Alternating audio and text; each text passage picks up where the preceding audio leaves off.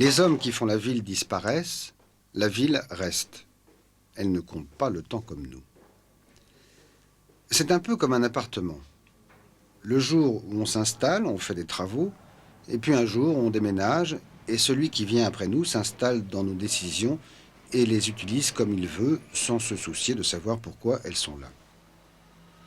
Paris a pris son visage actuel au siècle dernier, mais nous ne savons plus ni comment, ni pourquoi. François Loyer est historien des villes. Son métier, c'est de retrouver cette mémoire oubliée. Nous l'avons suivi à travers Paris, en essayant de voir la ville de tous les jours avec ses yeux à lui, c'est-à-dire autrement.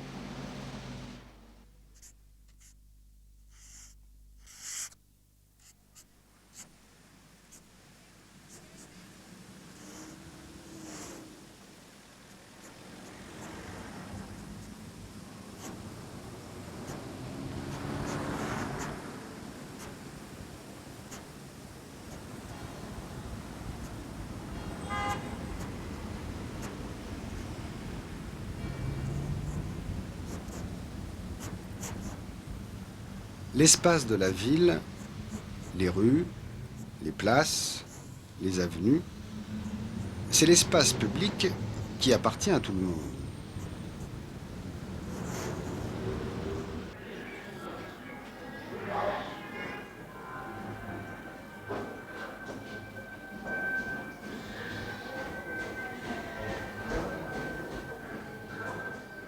La matière de la ville, les bâtiments, les immeubles, c'est le domaine privé qui n'appartient qu'à ses propriétaires. Mais en même temps, la façade de l'immeuble appartient à la rue. C'est elle qui lui donne son visage. L'immeuble et la rue forment un couple inséparable. C'est son histoire qui fait la ville.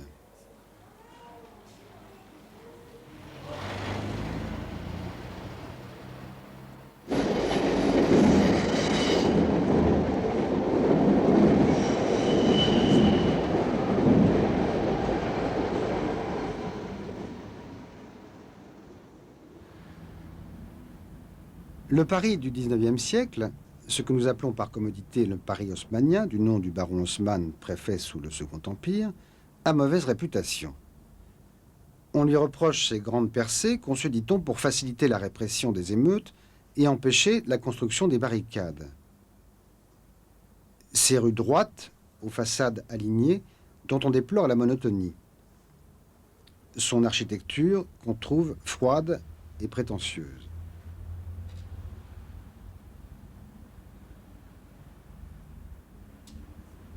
Pourtant, cette ville est étonnante. Au siècle dernier, elle a connu une énorme crise de croissance et subi le choc de la révolution industrielle. Mais à la voir comme ça, on dirait qu'il ne s'est rien passé. En fait, on a construit ici la première grande ville moderne, mais on l'a habillée dans la plus pure tradition classique. C'est ce décor qui, aujourd'hui encore, donne à Paris son unité, sa cohérence. Face à l'énormité de la mutation, sauver les apparences, c'était sauver la ville de l'éclatement.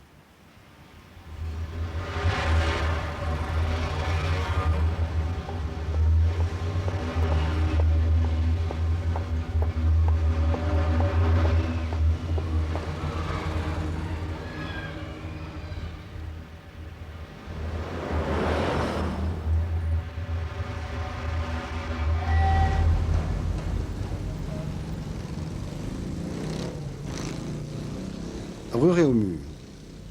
Du haut de cet immeuble, on a une bonne image du décor de la ville neuve, lisse et ordonnée. Mais derrière le décor, il y a toujours à Paris une autre ville qui se cache. L'arrière du même immeuble donne sur le quartier du Sentier, un des nombreux fragments du vieux Paris épargnés par la mutation.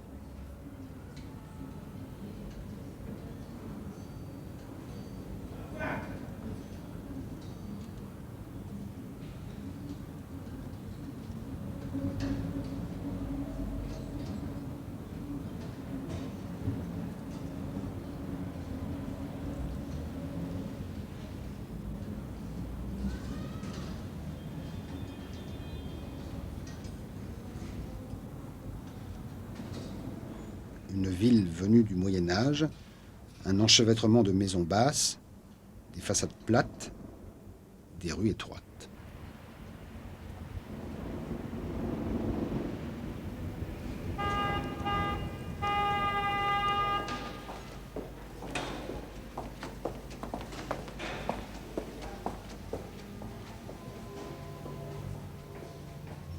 La ville ancienne n'arrivait pas à s'étendre. Les Parisiens se déplaçaient à pied, et comme aucune ville ne va plus loin que ne vont ses habitants, Paris se limitait à cette échelle piétonne. On pouvait le traverser de part en part en une demi-heure de marche, ce qui correspond à un diamètre de 3 km au maximum.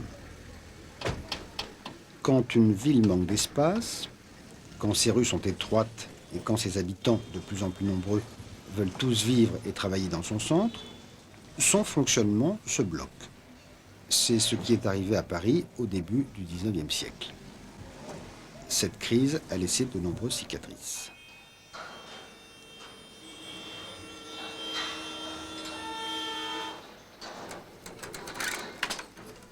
Rue Quincampoix. Sérecoing, par exemple. Le résultat d'une des premières tentatives pour sauver la ville de l'étouffement. Au départ, une idée simple, le retrait d'alignement. Chaque fois qu'un propriétaire reconstruisait sa maison, on l'obligeait à la reculer de quelques mètres par rapport à son ancien emplacement. On croyait que comme ça, la rue allait s'élargir d'elle-même sans qu'il n'en coûte rien à la ville. Voilà pour l'idée, maintenant la réalité. La plupart des maisons du XVIIIe siècle sont restées en place, les propriétaires préférant rénover que reconstruire.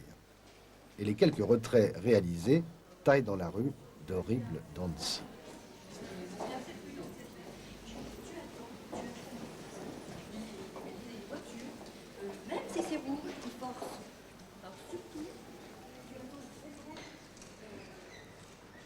L'échec des retraits d'alignement au début du XIXe siècle, c'est l'échec de la rue, de la volonté publique entravée par l'idéologie libérale de l'époque qui voulait que la ville intervienne aussi peu que possible. Pour faire face à la crise, il faudra rompre avec l'ancienne façon de penser et oser tailler dans le vif du tissu de la ville des percées d'une toute autre dimension.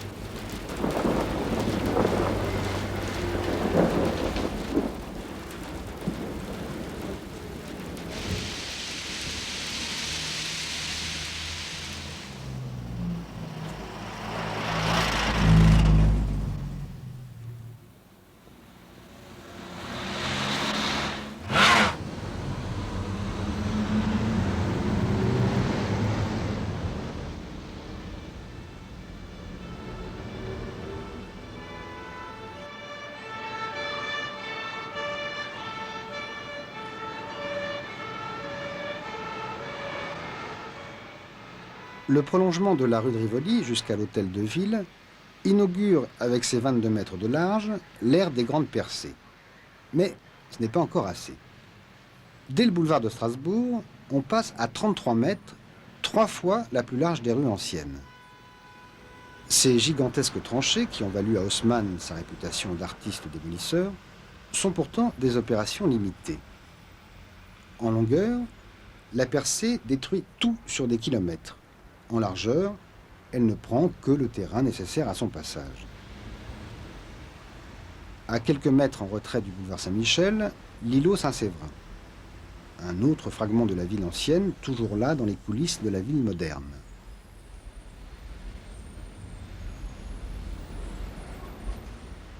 Même chose dans les quartiers neufs. Sur le devant, la grande voie avec sa régularité imposante, et derrière, des façades qui raccordent moins bien celle de la rue secondaire avec son laisser-aller familier.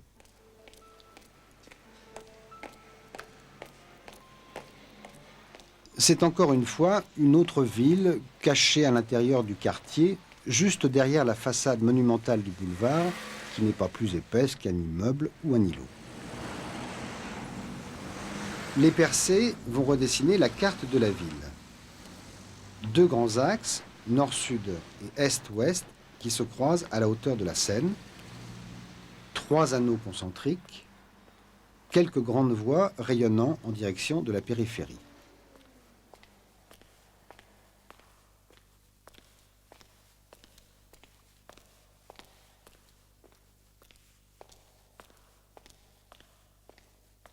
Boulevard de Sébastopol, un tronçon de l'axe nord-sud. Le jour où on l'a inauguré, en 1858, on avait tendu en travers un énorme rideau qui s'est ouvert à heure dite comme au théâtre. Tout le Paris du XIXe siècle est là. Le boulevard est à la fois un théâtre, avec la chaussée pour scène, les façades et la perspective pour décor, et un lieu à part, le premier espace purement fonctionnel de la grande ville moderne.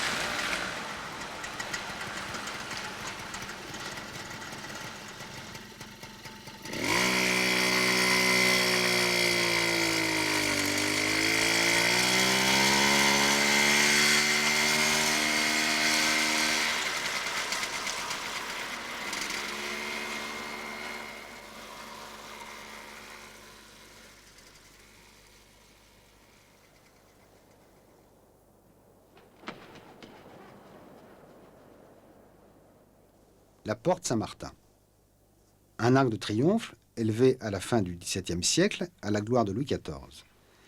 Il culmine royalement à 18 mètres. Derrière, des immeubles bourgeois du XIXe siècle, des constructions banales, faites pour des propriétaires anonymes. Elle dépasse pourtant le monument de près de 10 mètres. La ville change en même temps d'échelle et de valeur.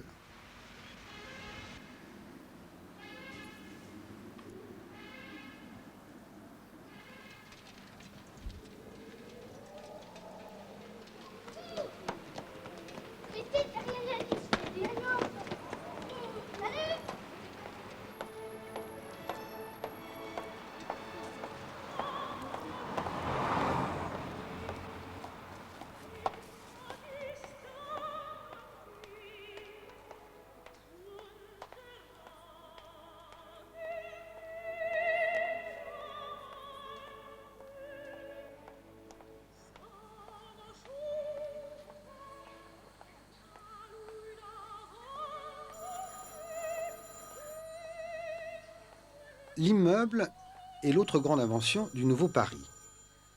Dans les bâtiments du XVIIIe siècle, l'organisation de l'espace était souple. Un locataire pouvait occuper 2 pièces au premier étage, une autre au 4e et avoir sa cuisine de l'autre côté du palier. Dans l'immeuble, cette liberté disparaît. L'espace est divisé une fois pour toutes en appartements identiques, complètement indépendants, empilés les uns sur les autres comme autant de petites maisons individuelles où chacun vit isolé dans sa tranche de réalité. C'est une nouvelle conception de l'espace et du temps. La maison, c'était le lieu de toute une vie.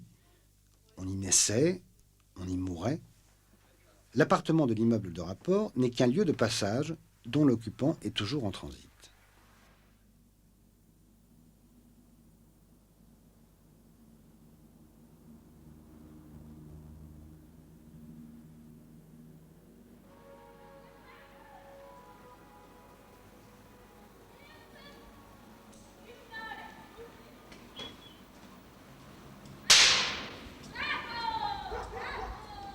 Rue des Partants, 20e arrondissement. Jusqu'au milieu du XIXe siècle, on était ici dans la commune de Charonne, en banlieue.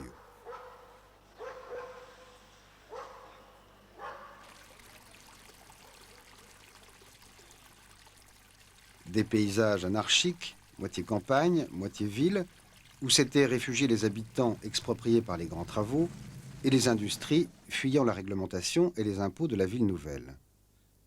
En 1860, on crée le Grand Paris avec ses 20 arrondissements actuels.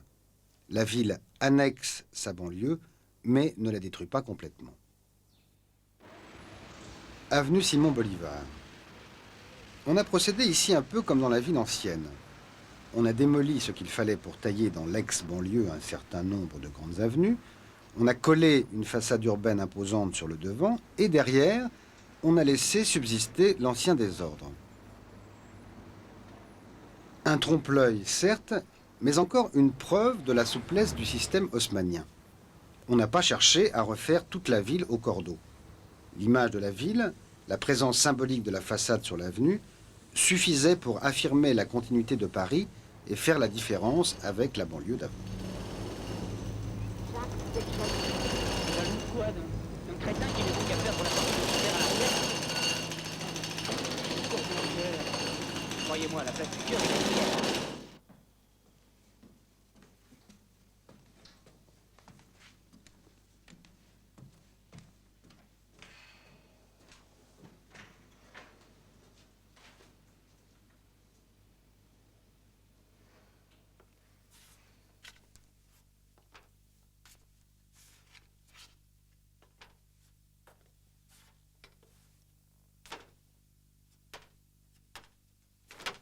Quelque part entre la rue des Italiens et la rue du Helder.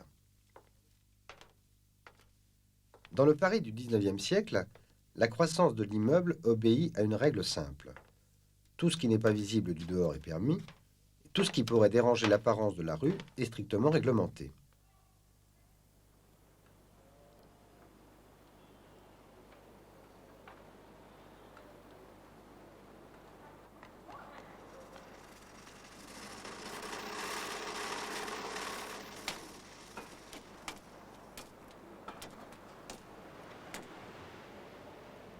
Les immeubles parisiens vont être autorisés à pousser, mais seulement par les toits, au-dessus et en retrait de la ligne de corniche qui va rester pratiquement stable à 17,50 m du sol. Le règlement de 1784 fixe la hauteur des toits à 22-23 mètres. Celui de 1859 cède quelques mètres supplémentaires, on arrive à 26-27 mètres. Enfin, celui de 1902 autorise les grandes couvertures courbes qui dépassent les 30 mètres. 10 mètres de différence en 100 ans, l'équivalent de 3 étages. Vu d'en haut, c'est spectaculaire, et pourtant, cela ne perturbe pas l'ordonnance de la rue. L'astuce ici, c'est que tout s'est joué au-dessus de la ligne de corniche qui, elle, n'a pas bougé. Dans l'enfilade de la voie, les immeubles semblent avoir la même hauteur réelle parce qu'ils ont la même hauteur de façade.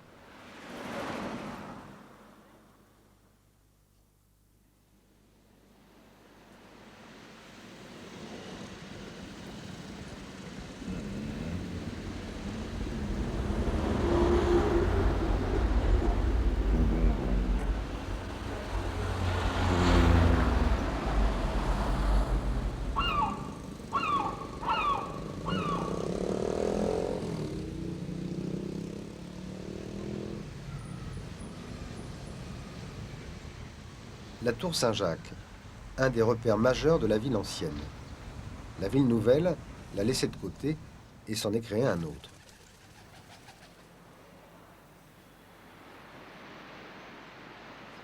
Quand on a percé le boulevard de Sébastopol, on a fait une erreur monumentale. Arrivé à la Seine, le boulevard débouchait sur un vide. On n'avait rien prévu au bout pour fermer la perspective. Pour réparer l'erreur, Haussmann a fait déplacer le dôme du tribunal de commerce, alors en construction, de façon à le mettre dans l'axe du boulevard. Le résultat est étonnant. Le dôme va avec la perspective, mais pas avec les façades du bâtiment classique qu'il coiffe. Aujourd'hui, L'ancien repère est devenu invisible. Sur le boulevard à sens unique, les conducteurs lui tournent le dos.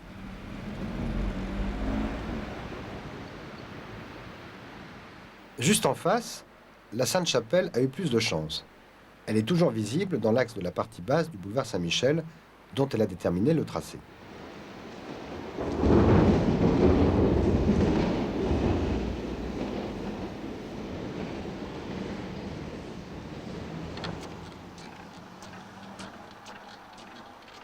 Dans l'espace de la ville, tout devient un signe.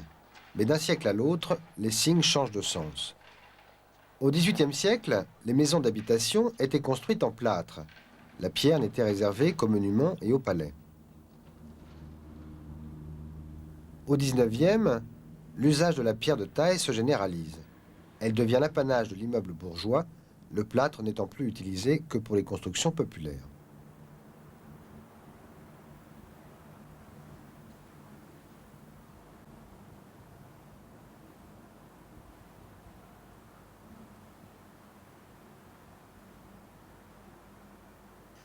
La monotonie qu'on reproche si souvent au paysage parisien n'est vraie que vue de loin. De près, on découvre qu'en réalité, chaque architecte s'est donné une peine folle pour que son immeuble se distingue de celui d'à côté. Le souci d'apparence est constant. Dans les quartiers populaires, le matériau est plus simple, la façade plus modeste, pourtant elle est décorée avec autant de soin que dans les quartiers les plus luxueux. C'est un travail tout en finesse et en nuances qui semblerait convenir mieux à un meuble en bois qu'à de la pierre de taille. Mais, dans la lumière douce de Paris, ce dessin de surface donne aux façades les plus massives un air de légèreté.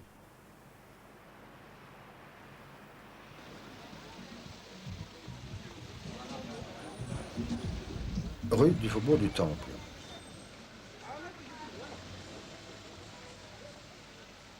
Un immeuble, deux façades. Sur la grande rue, la façade de pierre. Sur la ruelle, la façade de briques. Souci d'économie sans doute, mais aussi la volonté de distinguer sans cesse le principal du secondaire.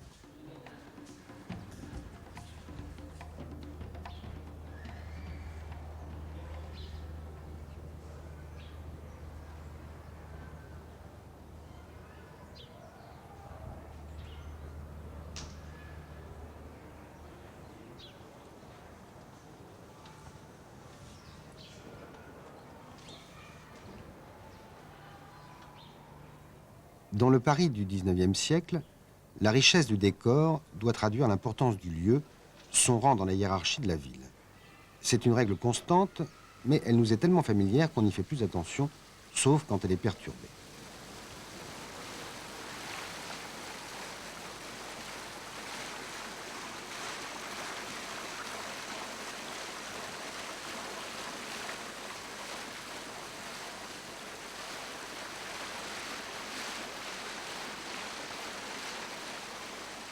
Le bruit de cette fontaine, par exemple, qui surprend sur cette petite place qui n'aurait dû avoir qu'une petite fontaine Wallace. Dans la conception classique de la ville, une belle fontaine sculptée va avec une grande place. À Paris, ce respect des proportions est la règle pour tous les espaces publics. Et si cette fontaine y fait exception, c'est justement parce qu'ici, au siècle dernier, on était sur une voie privée échappant à la réglementation. La cité Trévise n'a été ouverte à la circulation publique qu'en 1959.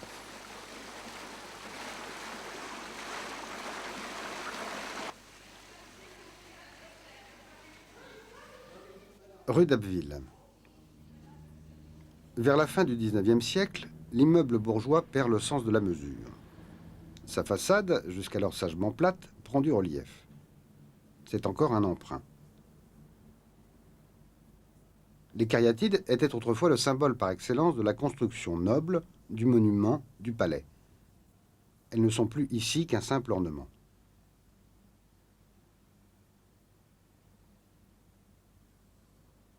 Mais l'immeuble a beau se vouloir monumental, il ne sera jamais un monument.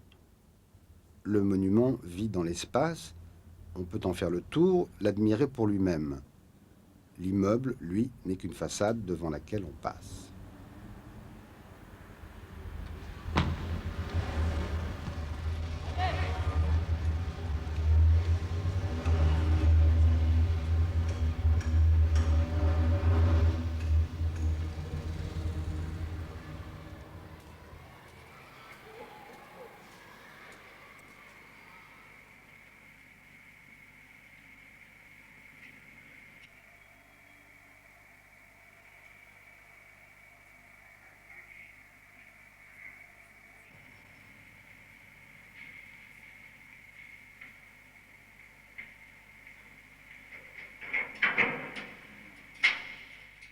Rien n'exprime mieux l'absence d'autonomie de l'immeuble parisien que ces pierres d'attente laissées volontairement à nu. Aussi bizarre que cela puisse paraître, ces moignons bruts résultent d'une obligation réglementaire. Techniquement, ils sont là pour permettre le raccord avec l'immeuble voisin. Mais c'est aussi une façon de dire qu'aucun immeuble n'est achevé tant qu'il n'est pas intégré à la chaîne ininterrompue des façades.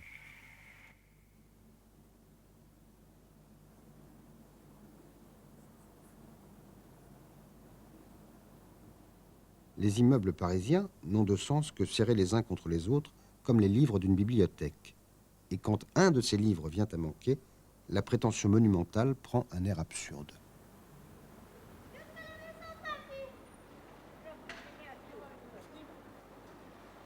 Le pan coupé, cet angle raboté de l'immeuble, était au départ une invention pratique destinée à améliorer la visibilité et éviter les accidents à l'intersection des rues.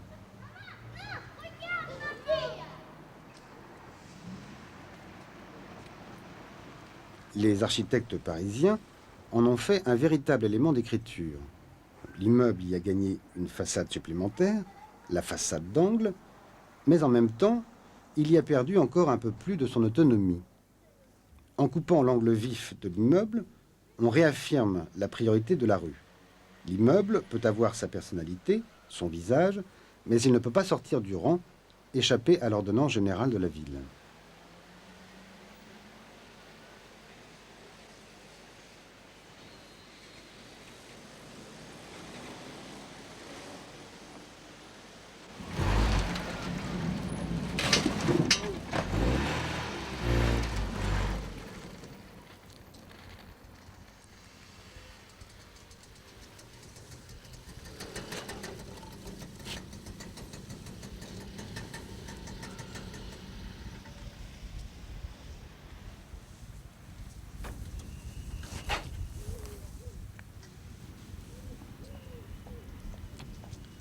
Boulevard des Invalides.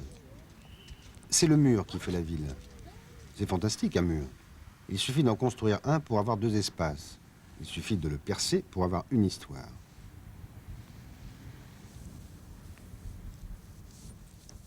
Paris n'est travaillé que d'un côté du mur.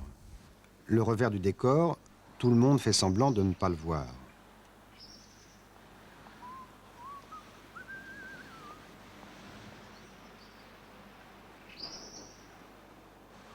Aucune ville ne peut vivre sans désordre. À Paris, le désordre est derrière la porte.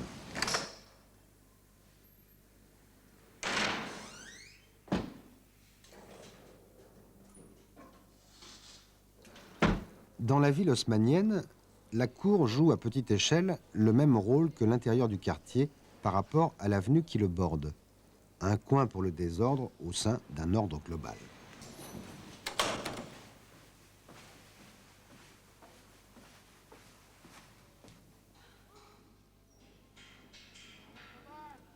Quartier du Sentier, l'arrière d'un immeuble du 19e siècle.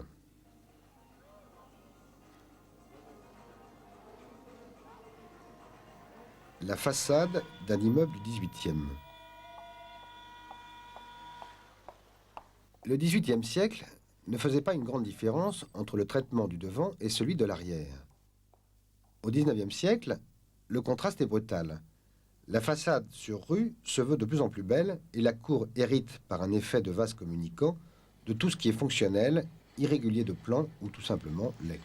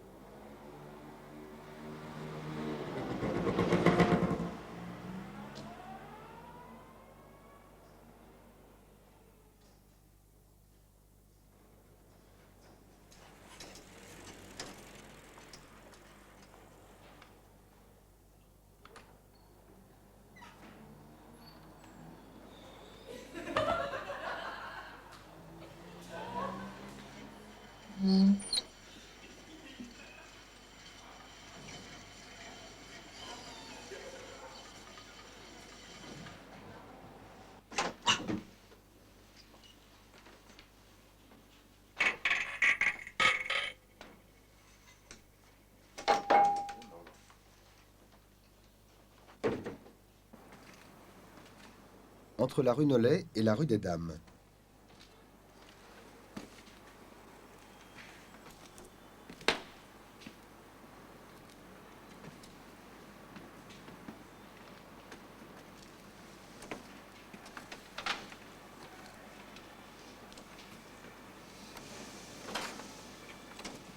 Dans une ville figée depuis 100 ans, la cour est souvent un terrain d'aventure. On s'y permet encore d'improviser, d'inventer. Et il faut beaucoup d'ingéniosité pour loger dans des lieux de plus en plus restreints toutes les activités exclues de l'espace réglementé de la rue.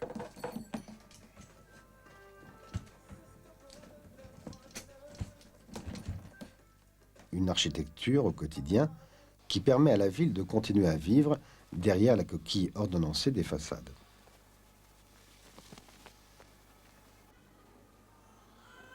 Rue Piat, 19e arrondissement. Une cour commune entre deux immeubles. Devant, sur la rue, un immeuble qui se veut bourgeois. Derrière, sur la cour, la façade d'un taudis.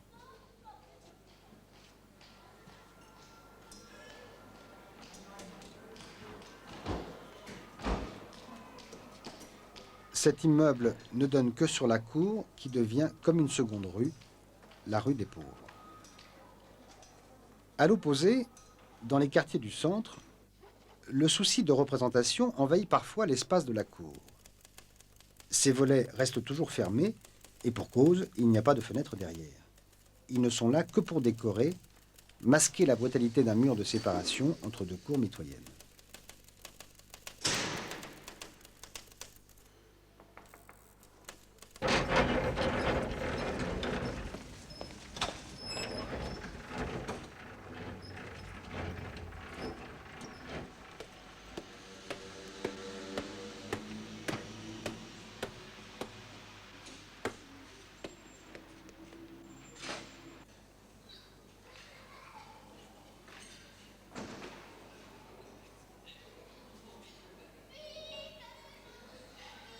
Rue des Batignolles. Aujourd'hui, la cour a changé de sens. Au XIXe siècle, c'était un lieu très vivant. Il n'y avait pas d'eau dans les appartements. Les cuisinières et les bonnes allaient la chercher dans la cour. C'était là qu'elles se retrouvaient, se parlaient. La généralisation de l'eau courante et l'évolution de la société ont tué cette vie intérieure de l'immeuble. La cour est devenue un lieu de repli, de repos, un lieu qui a un centre de gravité, qui n'est pas comme la rue qui s'en va avec ses balcons qui filent et ses fenêtres régulièrement cadencées. Ici, il n'y a pas de fuite.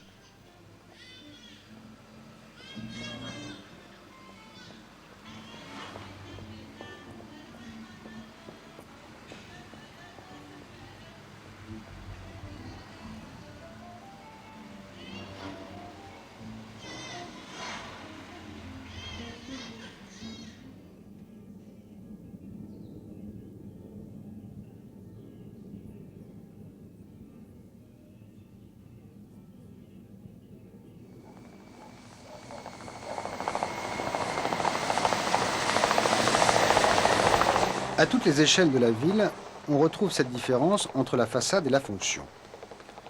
Ce grand carrefour, par exemple, un lieu totalement anonyme, sans aucun traitement distinctif, une simple intersection entre deux boulevards ordinaires enfouis sous les arbres parce qu'ils n'ont rien à montrer, qu'ils ne sont là que pour servir, marquer la césure entre les quartiers, se faire rouler dessus. Impossible de les confondre avec les lieux d'apparat, ceux où la ville se donne en représentation.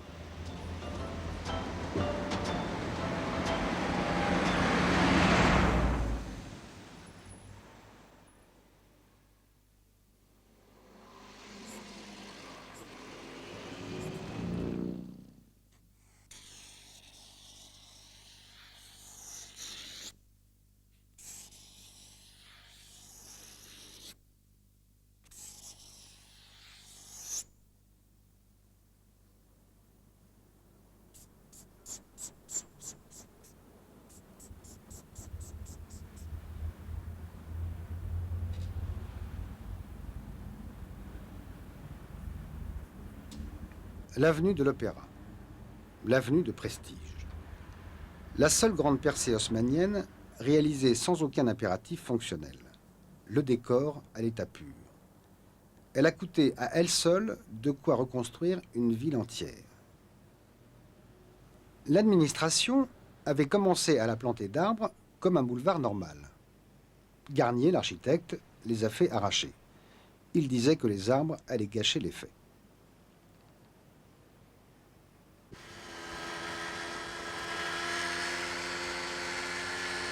Avenue de Taillebourg. Une avenue très large, mais très courte. C'est ce qu'on appelle un raté. Un début de grande percée interrompu faute de volonté ou de moyens.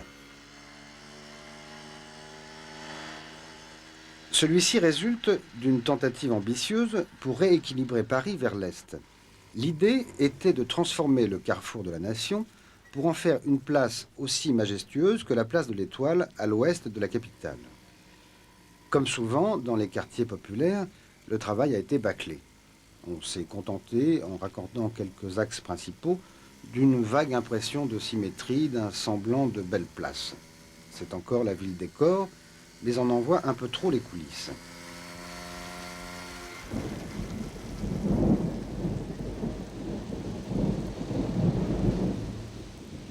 Pourtant, au milieu de la place, on a mis cette sculpture, le char de la République, un symbole.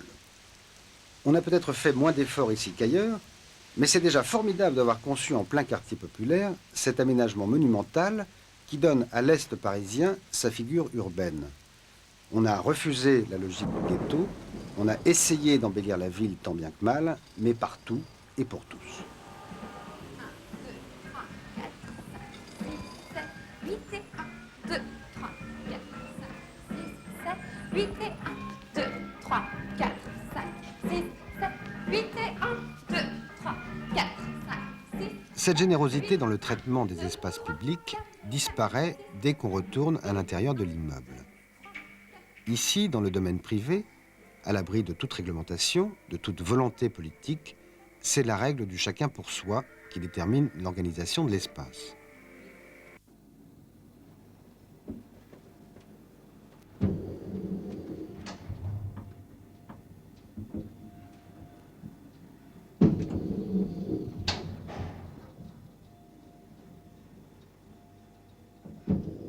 Rue de Bellechasse. Là aussi, le 19e siècle innove. Dans la société de l'Ancien Régime, chacun connaissait son rang et savait s'y tenir. Dans la société bourgeoise, les seuls titres qui restent sont les titres de propriété. L'habitat devient un des signes les plus tangibles de la différence de classe.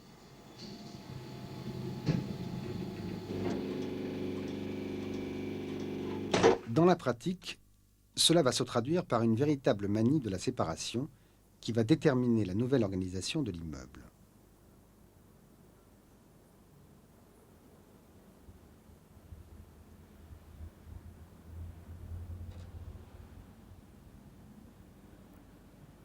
Tout le système de circulation à l'intérieur de l'immeuble se dédouble.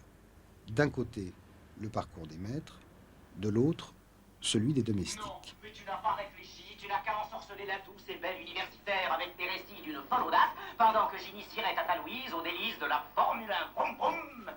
J'ai horreur de ça. Oh, fais pas la fine bouche, on a rien dans des portes. Tout dans le char, tout dans le char.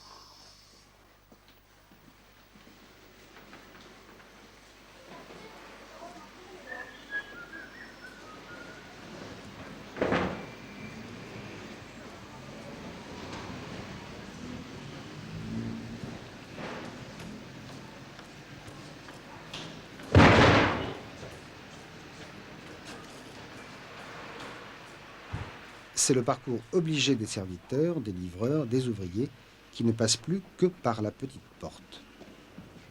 Cette face cachée de l'immeuble bourgeois, ses couloirs, ses escaliers de service, compliquent à l'extrême la distribution. Mais qu'importe. Tout doit être fait pour séparer l'immeuble en deux mondes parallèles qui s'opposent et s'ignorent.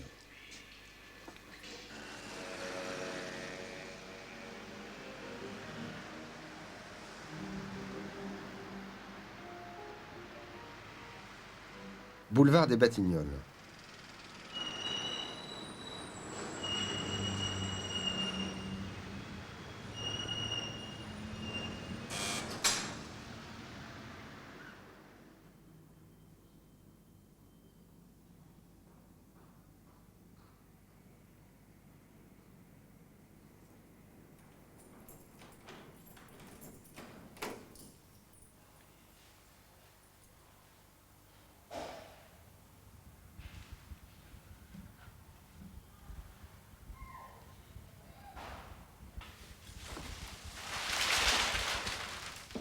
Vers la fin du siècle, on poussera à l'extrême cette obsession de cloisonnement.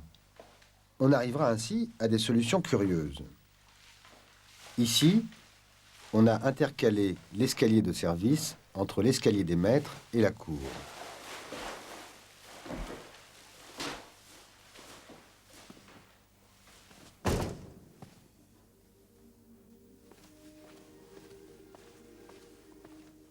Le grand escalier est éclairé en second jour à travers la paroi de l'escalier de service, dont les usagers ne sont plus derrière le vitrage dépoli que des ombres fantomatiques.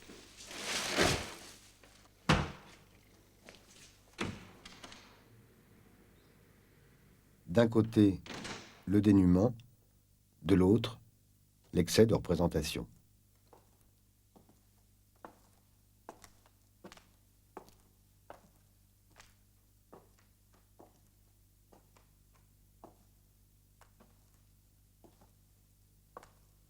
Devant, sur la grande rue, dans ces somptueux appartements des quartiers du centre, des espaces d'apparat traités avec un raffinement et un luxe dignes de la tradition classique.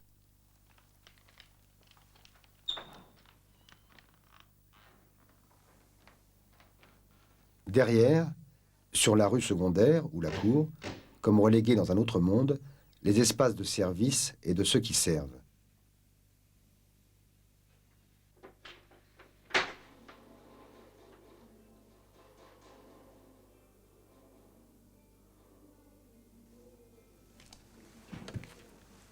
Mais le XIXe siècle ira encore plus loin, plus haut. Sous le Second Empire, les bonnes quittent les soupentes qu'elles occupaient à côté des cuisines et partent dans les combles.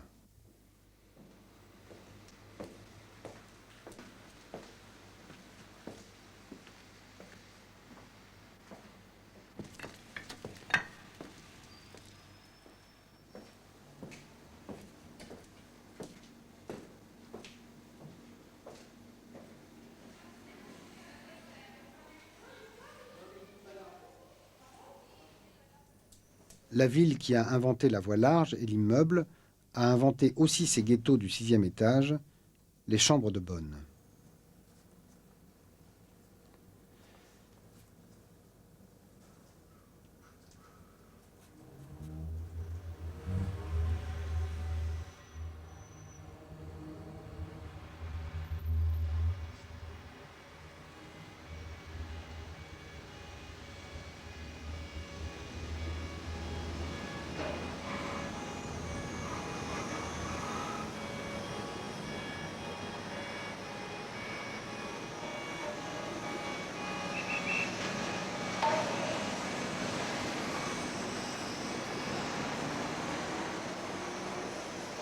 Malgré la violence du contraste, la ville du XIXe siècle reste un modèle d'équilibre.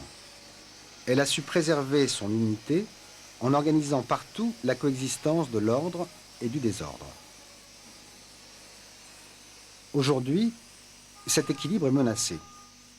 La coupure entre la vie de la rue et celle de l'immeuble, amorcée au siècle dernier, n'a cessé de s'accentuer. À l'ère du repli sur soi, c'est l'espace privé qui triomphe. Le temps est à l'enfermement, chacun chez soi, dans sa maison, de plus en plus loin de la rue et des autres. Comme si la ville ne valait plus que par les mètres carrés qu'on y possède. Pourtant, le décor est toujours là. Bien plus qu'un simple ornement, c'est l'expression d'une culture urbaine qui affirme que la force de la ville, c'est avant tout la qualité de ses espaces publics, de ces espaces qui appartiennent à tout le monde.